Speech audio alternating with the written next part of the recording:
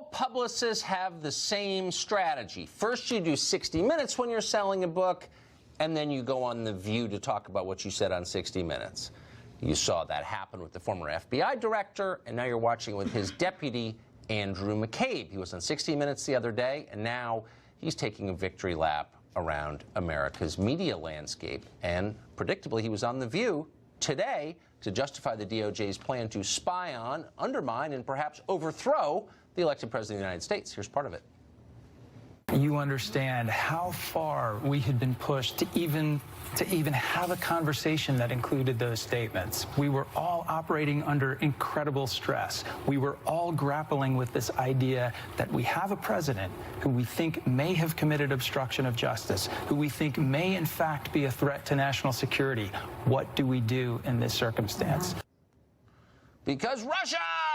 One man who likes the sound of that idea is University of Minnesota law professor and dumpster fire expert Richard Painter. He has endorsed the idea of having the cabinet invoke the 25th Amendment to remove the president. Richard Painter joins us now. Professor, thanks very much for coming on. Good to see you tonight. Good to see. How exactly would this work? I mean, it's obviously never been attempted. This is not the kind of scenario it was designed for. But in your mind, how would they remove the president? By force? With firearms, nets? I mean, how would this play out, practically speaking? Well, first, Tucker, I want to tell you you're wearing a great tie tonight. I love you having the University of Minnesota colors there. In your honor.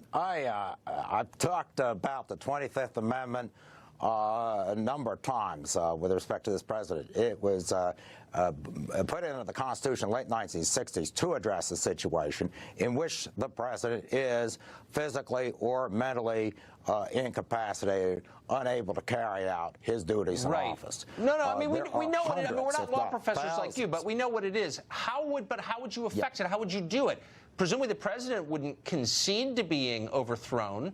So would you rush into his office? Would you rouse him from bed? Like, how would you do this? No, you don't overthrow the president. This is not about overthrowing the president. Okay. There are thousands of psychiatrists who have voiced extreme concern about President Trump's mental state. I get it. You get some compliance shrinks to agree he shouldn't be president. I'm sure you could probably get 99% of them to say that. I would not be surprised. Under the 25th Amendment, the cabinet, the majority of the cabinet, and the vice president could temporarily remove the president from office. But how do they do for example, that? temporarily. I've read the amendment, but how do they get him out of the office? I assume wouldn't want to go. That's not the point, physically removing.